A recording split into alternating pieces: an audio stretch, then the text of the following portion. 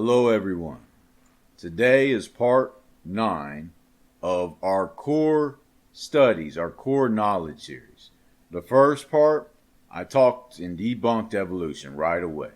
The second part, I start speaking on Genesis. And now we are on part 9. I left off talking about how all flesh had been corrupted and how wickedness has prevailed on the earth at Noah's time. In part 9, we are going to talk about the generations of Noah. Mind you, as I said at the end of part 8, when it said these are the generations, they are going to focus on a specific event in Genesis. And we are going to focus on the specific event of Noah. Verse 9. These are the generations of Noah. Noah was a just man and perfect in his generations, and Noah walked with God. Noah walked with God. He probably literally saw Yeshua. And Noah begot 3 sons, Shem, Ham, and Japheth. The earth also was corrupt before God, and the earth was filled with violence. It was filled with violence. And God looked upon the earth, and behold, it was corrupt, for all flesh had corrupted his way upon the earth, for all the flesh was corrupted on the earth. And we talked about how the sons of God came into the daughters of men, and they corrupted their DNA. Is it possible that the sons of God, the angels, the sons of God mean angels, corrupted the flesh of the different animals as well? Are the dinosaurs part of that? These are things that went extinct at the flood event. Is it possible? And Noah begat 3 sons, Shem, Ham, and Japheth. The earth also was corrupt before God, and the earth was filled with violence. And God looked upon the earth, and behold, it was corrupt, for all flesh had corrupted his way upon the earth. Alrighty, so now we're going to talk about the ark. We are going to talk about the ark. And God said unto Noah, the end of all flesh is come before me, for the earth is filled with violence through them. And behold, I will destroy them with the earth. Make thee an ark of gopher wood. Room shalt thou make in the ark, and shall pitch it within and without with pitch. All right. So the Lord gave Noah the instructions to make an ark. And there are so many things to talk about with this. Because the ark is not just a biblical event recorded in Bible. Over 270 cultures around the world recollect a global flood and ark events. As Dr. Duane Geese says in Dinosaurs by Design, says there are more than 270 stories from different cultures around the world about a devastating flood. This chart shows the similarities that similar myths have with the Genesis account of Noah's flood. Although there are varying degrees of accuracy, these legends and stories all contain similarities to aspects of the same historical event, Noah's flood. So let's look at this. And this is not all the 270 plus. This is just some specific ones where look at where it talks about universal destruction. You have Assyria and Babylonia 1, Assyria, Babylonia 2 talk about it. Persia, Syria, Asia Minor, Greece, Egypt, Italy, Lithuania, Russia, China, India, Crete, Cherokee, where else? Aztec, Peru, Leeward Islands, Fiji Islands, Hawaii. All these guys talk about a universal destruction. Destruction by water. Nearly all those ones that I just mentioned talk about it. Egypt partially talks about it. So yes, there was a global event, a global flood that does occur, that did occur. And we see it in all our geologic sorting and the way that the Grand Canyon was carved out. We see it in so many things. Look at verse a day number 34 and 35. It does. I show you where people think the Grand Canyon was a slow little river going down this little thing to carve this giant canyon. No, it was a massive water breakaway after the flood receded. The world shows signs of massive water breakaways all over. It shows sorting of different rocks and elements that were done by hydro sorting. All these things, water sorting, all these things show a global flood. The fact that there is so much oil in the world is because so many things died and the pressure collapsed them. They did not sit in tar. There's no tar pits. Do you see tar pits around today? No. They were crushed with pressure and water, and oil can actually be made very quickly. They found that out. Oil and coal can be made very quickly, and it all occurred because of a global flood. It all occurred because of a global flood. So where was this ark? Well, you can actually find what is possibly the ark near Turkey, Mount Ararat. And you can literally see, here's a few pictures of it. Here's a few pictures of it. It literally has the correct dimensions of ark. This thing says it's 515 feet, this particular spot. And I found this coordinates specifically on Google Maps. Where are my coordinates? Hold on. Where are my coordinates? 39.4400628 and 44.234516. I found these specific coordinates and went to this in Microsoft Flight Simulator and just look at it. Get a feel for what this looks like. Look how huge Mount Ararat is, and then look at this. It fits the dimensions of what would be a boat today. And this, mind you, this is in Microsoft Flight Sim, so it doesn't show the raised rocks, but it is correct. They also found drogue stones around me. And this says, here's a picture of a man with drogue stones. Mind you, the crosses and stuff, they think that people etched those in later. But the Arzap drogue stones are a number of large standing stones found near the Durapinar site by amateur archaeologist Ryan Wyatt.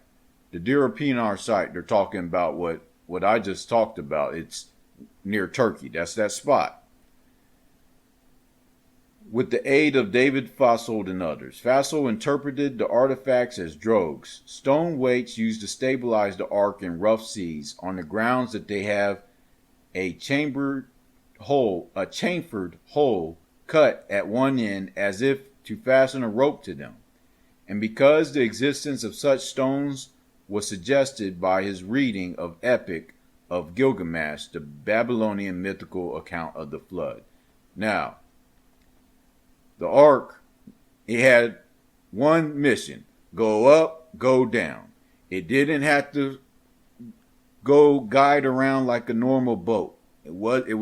Its mission was to survive a flood. They weren't going nowhere, and to come back down. So there were huge drogue stones at the side of it to anchor it, to keep it as the floods happened and the waters were going all crazy, to keep it in somewhat of a stable condition.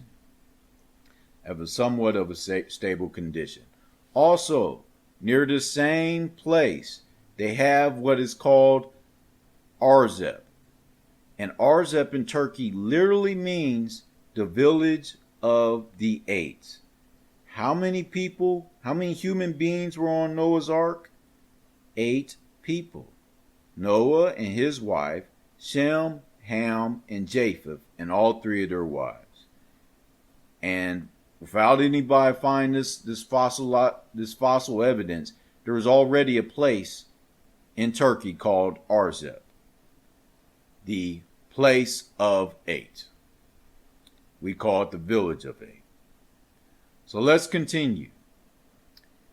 And God said unto Noah, the end of all flesh is come before me, for the earth is filled with violence through them, and behold, I will destroy them with the earth. Make thee an ark of gopher wood, rooms shalt thou make in the ark, and shalt pitch it within and without with pitch. And this is the fashion which thou shalt make of it. The length of the ark shall be 300 cubits. A cubit is the length of an arm. Okay, from this elbow to your arm. It's about 18 inches. The breadth of it 50 cubits, and the height of it 30 cubits. A window shalt thou make to the ark, and in a cubit shalt thou finish it above, and the door of the ark shalt thou set in the side thereof, with lower, second, and third stories shalt thou make it. All right. I have to finish with this. You need to see how exact and accurate these dimensions are for a cruise liner ship or a boat today. They didn't have boats in that day when they were talking like large giant boats. They did not have boats in that day where Moses wrote the books of the first 5 books, Genesis, Exodus, Leviticus, Numbers, Deuteronomy. They did not have these large boats. So Noah could not make this up. I mean, not Noah. Moses could not make this up. All right. These dimensions fit a large vessel today. So I need to show you this video by, let me find exactly who these are by, because I got to give them credit. They do very good research. This video by World Video Bible School. Check out their YouTube page as well. I don't know everything that they teach, but I tell you this. This video on the ark is pretty incredible. It shows the dimensions. It shows how it matches up with boats today. And I think it's very important. So I'm going to pray now and go ahead and show you this video. Dear Heavenly Father, please give them good understanding. May many be saved. May they see your evidences in this. Here we go. Watch the video. I'll talk to you tomorrow.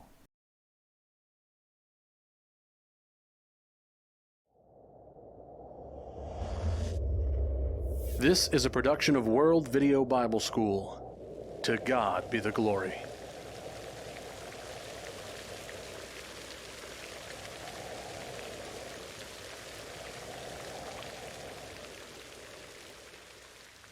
When you think about the reality of Noah's Ark, you might have questions about its size, its construction, or its cargo. Because you've probably seen the pictures like I have, of a quaint little boat and an old pudgy man and a handful of animals packed inside. We show these pictures to our children in books and in video. But what was Noah's Ark really like? Did Noah and his sons really build the ark? And did they really live on it with all those animals for months? And how about the big question? How large was the ark? I mean, how long, how tall, how wide? Well, on these questions, we don't have to be left wondering. In the Bible, God gives precise measurements to Noah for exactly how big the ark should be. And this is how you shall make it. The length of the ark shall be 300 cubits, its width 50 cubits, and its height 30 cubits. And there you are. In God's instructions are the very precise measurements for the ark. But you might be wondering, but what's a cubit? We don't use the cubit as a modern unit of measurement. But in the ancient world, the cubit simply referred to the length of a man's forearm from the elbow to the fingertip, roughly 18 inches. And being such a practical form of measurement, it was likely the most common unit of length in the ancient civilizations, such as the Sumerians, the Babylonians, the Egyptian, and the Hebrew. Now, with the understanding that 1 cubit is 18 inches, or 1.5 feet, how big was the ark? In order to help us visualize what these dimensions mean, I am standing here next to the only full-scale, floating, modern-day replica of Noah's Ark, built based on the Bible specifications. The ark is 450 feet long, 75 feet wide, and 45 feet tall. Inside, there are 3 decks. Each deck has over 30,000 square feet, which means that the ark has a total of over 100,000 square feet. Its volume is equivalent to 1.5 million cubic feet, or approximately 17 Olympic-sized swimming pools. Now, while some of the specific construction details of this modern replica may be different from the actual ark that Noah built, What this modern-day representation does provide is an astounding perspective of the actual dimensions and scale of Noah's Ark. Let's take this monumental structure and explore its size. Let's first try to put the Ark's length, 450 feet, in perspective. A convenient comparison is to think about some popular modern sporting venues. Take, for example, an American football field. The length of the Ark is equivalent to the length of 1 1/4 of these fields, measuring from goalpost to goalpost. Or if you're a baseball fan, sitting in Yankee Stadium in New York, on the front row behind home plate, the 450-foot Ark very nearly matches the distance from your seat to the farthest wall out in center field. Or maybe cricket is your game, and you're watching a test match from the grandstand at the historic Lord's Cricket Grounds in St. John's Wood, London. The Ark would fill the length across the widest portion of the field. Let's consider the Ark's length compared to some famous historical structures across the world. Imagine the Ark being stood on its end in a vertical fashion, and let's compare it first to the famous Leaning Tower of Pisa in Italy. Completed in the 14th century AD, it stands 183 feet tall and has a diameter of 49 feet. If we now move to the country of China and the Liaodi Pagoda, completed in the 11th century AD, this pagoda stands 276 feet tall. Made of brick and stone, it is the tallest existing pre-modern pagoda in China. The two towers in Bologna, Italy, were completed in the early 12th century AD. These towers served as the inspiration for the architect Minoru Yamasaki, who designed the former World Trade Center towers in New York. The tallest of the two towers, the Asinelli Tower, stands 318 feet tall. Moving now to England, we find the Elizabeth Tower and its clock known as Big Ben, arguably one of the most recognizable clock towers in the world. It was completed in 1859 and stands 316 feet tall and has a 50-foot square base. Across the Atlantic in the United States, the famous Statue of Liberty, dedicated in 1886, stands 305 feet tall, from the ground to Lady Liberty's torch. The Cathedral of Antwerp in Belgium has a spire completed in the 16th century extending 404 feet high. In Washington, D.C., the Washington Monument is the tallest true obelisk in the world. Its pyramid-shaped capstone was placed in 1884 at a height of 555 feet. It has a square base of 55 feet on its sides. Only 5 years after the Washington Monument was completed, the Eiffel Tower in Paris was finished, standing an amazing 986 feet tall, and was the tallest structure in the world for over 40 years. Now, the last two structures to show for comparison are ancient structures built thousands of years ago and were listed among the 7 wonders of the ancient world by Antipater of Sidon and Herodotus. The Lighthouse of Alexandria is known from both ancient writings and from underwater archaeological excavations. Approximately 400 feet tall, it was constructed in the 3rd century BC by Ptolemy I. It stood for 1,700 years until its structure was ruined by earthquakes. A replica now stands in Changsha, China. The Great Pyramid of Giza stands 455 feet tall. It represents one of the most ancient existing structures in all the world. It was the tallest known structure in the world for over 3,000 years. These comparisons can provide a relative sense of the length of the ark, which is quite long but not unreasonable or surpassing our comprehension. Now let's consider the area marked out by the ark and the amount of deck space that the ark would provide. According to Genesis 6:16, the ark was divided into 3 decks, lower, second, and third. So if Noah were to make a visual inspection around all 3 decks, he would have to walk about 6/10 of a mile. If we now take our length and our width for each deck, we can calculate the square footage to be 33,750 square feet per deck, which means that the entire ark had a total of 101,250 square feet.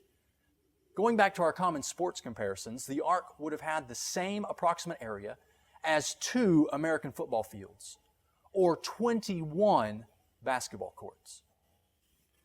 So we've discussed the length of the ark and the area included in the decks. But before we calculate its total internal volume, let's consider the end dimensions. 75 feet wide by 45 feet tall. These cross-sectional dimensions very nearly match the wingspan and the tail height of NASA's space shuttle. So if you were to open the end of the ark and begin loading in the shuttles, you would be able to load in the shuttle Atlantis, then the space shuttle Discovery, then the shuttle Enterprise, and then the shuttle Endeavour would nearly fit up until its engines. So almost 4 NASA space shuttles would fit within the volume of the ark. Now, in terms of transporting cargo, the ark's immense volume would be equivalent to carrying 527 railroad boxcars. Or, when calculated, it comes out to be over 1.5 million cubic feet of internal space. Oftentimes, there are wild misconceptions about Noah's Ark. One of the first says that Noah's Ark is the largest floating vessel to have ever been built. This is simply not true. Though it was the largest vessel at its time in history, there have been many ships built in the millennia afterward that have been comparable and even greater in size. Now, this should not discredit or lessen the Ark's extremely significant place in history, but instead it should bring into our view an accurate reality for the biblical proportions of Noah's Ark. Let's look at a few well-known historical ships to compare with Noah's Ark. Let's start with the Santa Maria, part of the trio of ships sailed by Christopher Columbus in the late 15th century AD to cross the Atlantic Ocean to the Americas. It was approximately 60 feet long and carried a crew of approximately 40 men. At 227 feet, the HMS Victory is one of England's most well-known wooden warships. It is the oldest naval ship still commissioned, having seen action in the Napoleonic Wars. It is now dry docked in Portsmouth, England, as a museum ship. The early 20th century in the United States saw some of the last wooden sailing vessels built. At 330 feet long, the Wyoming was one of only a few 6-masted schooners to be built. The Wyoming sailed the eastern coast of the United States from 1909 to 1924. King Sneferus' boats, referenced on the ancient Palermo stone. If we now look back in the annals of history, we find ancient Egyptian inscriptions on this stone of a 100 cubit, that's a 150-foot wooden ship that was part of the 4th dynasty fleet of King Sneferu, a matter of only hundreds of years after the flood. Later, during Egypt's 18th dynasty, a barge, possibly in excess of 200 feet, known as Hatshepsut's barge, was constructed to transport large obelisks along the Nile. In the early years of the Roman Empire, Emperor Caligula had numerous large ships. One, called the Giant Ship, is recorded to be 340 feet long, possibly served as a barge to transport large structures from Egypt back to Rome. In the early 15th century AD, the Ming Dynasty established itself as a naval power. They constructed a large fleet of wooden ships, the largest in the range from 300 to 400 feet long. The ships were known as treasure ships and were used on numerous voyages to enhance the Ming's tributary system. The Zahir-1 is a modern vessel designed as a livestock carrier. At 393 feet long and 69 feet wide, its deck space is only slightly less than Noah's Ark, and it is currently sailing the oceans, carrying thousands of animals between the international markets of Australia, South America, Middle East, and others. In particular, skeptics of the Ark have pointed specifically to the Wyoming schooner as representing the upper limit to the size of a wooden vessel. However, this criticism fails on 2 levels. First, there are documented historical wooden vessels at and surpassing the 300-foot limit. Secondly, the Wyoming schooner sailed and performed its duties for over 14 years, while the Ark only needed to operate for 1 year's time. Now, in the last 150 years, Advancements in the construction of metal ships and ocean liners has seen the production of enormous vessels like the Great Eastern, the Titanic, the Queen Mary, and any number of modern-day cruise ships. These ships have become essentially floating cities with thousands of travelers, crew, and a multitude of onboard destinations. However, in terms of wooden ships, the Ark does rank among the largest in history. This has led some to claim that even though the Ark's size is not unreasonable, it was still too advanced a vessel for Noah to build, because he would have needed understanding of physics, calculus, structural analysis, and naval engineering to have designed and built such a vessel. This perspective, however, suffers from several misconceptions. First, it assumes that Noah himself was the originator for the Ark's scale and design. But according to the Bible, this is not the case. It was God who initiated and conveyed the Ark's plans. Noah was given divine direction and instruction and then expected to contribute his labor in carrying out the task. Second, there is often an overarching misunderstanding that says, well, hasn't man had a long evolutionary history with a gradual growth of both intellectual and physical capacities? This concept of a gradual evolutionary ascent for man is contrary to the biblical concept of man's origin, and it unnecessarily confuses the actual time frame for the early accounts of Genesis. The accounts of Adam and Eve, Cain and Abel, Enoch, Methuselah, and Noah were not tens of thousands of years ago, let alone millions. Noah did not live at a time of club-carrying, cave-dwelling Stone Age men who lacked the abilities of fire, agriculture, or linguistics. According to the Bible's account of creation, mankind was created and endowed with reasonable faculties, including communication, socialization, critical thinking, and ingenuity. So in what time period did Noah live? Well, let's consider a basic historical timeline to give us a context. Based on both biblical and secular history, the time from today back to the life of Jesus is approximately 2,000 years. From the time of Jesus in the 1st century AD back to the patriarch Abraham is again about 2,000 years, based on the genealogies of New Testament and the corroboration of secular history. Now, from Abraham back to Noah and the Ark can be approximated to be on the order of hundreds of years. And from Noah back to the first created couple, Adam and Eve, was a little over 1,600 years. Thus, we can see that the timeline of the flood and Noah's life was between 4,000 to 5,000 years ago. In secular history terms, the general description for this time period, 4,000 to 5,000 years, is the Bronze Age, which gains this name from the copper and bronze tools that were being used. Biblical history concurs with this general naming convention because it specifically speaks of a descendant of Cain named Tubal-Cain, who was a relative contemporary of Noah, and who the Bible says was an instructor of every craftsman in bronze and iron. Recognizing that Noah lived during the aptly named Bronze Age provides a good historical setting and helps us recognize what types of materials and resources Noah had access to use. First and foremost, God's instructions for the design of the ark clearly define the primary building material, wood, and Noah needed lots of it.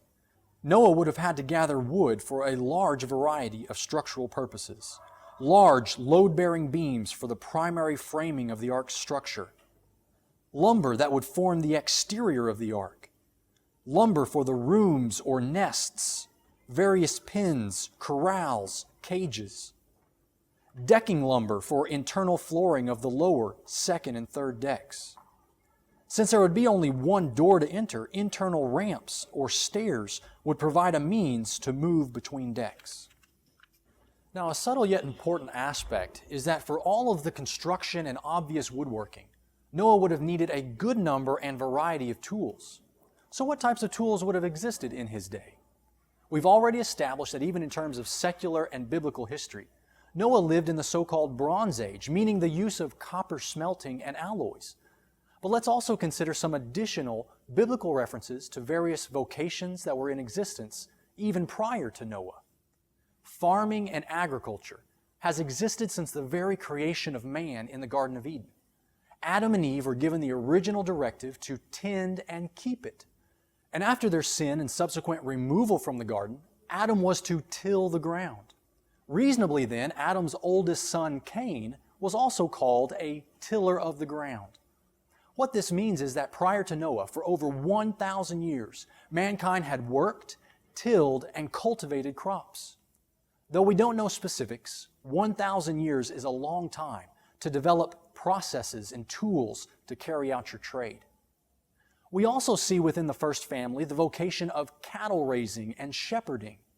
Adam's second son, Abel, was described as a keeper of sheep, and we find him in Genesis 4 bringing the first fruits of his flocks as a sacrifice to God. We know the skill of tending flocks and raising cattle continued throughout subsequent generations because we read of Cain's descendant, Jabal, being described as the father of those who dwell in tents and have livestock. Jabal had two other brothers, Jubal and Tubal-Cain, who provided for us a glimpse of some other unique and skilled vocations.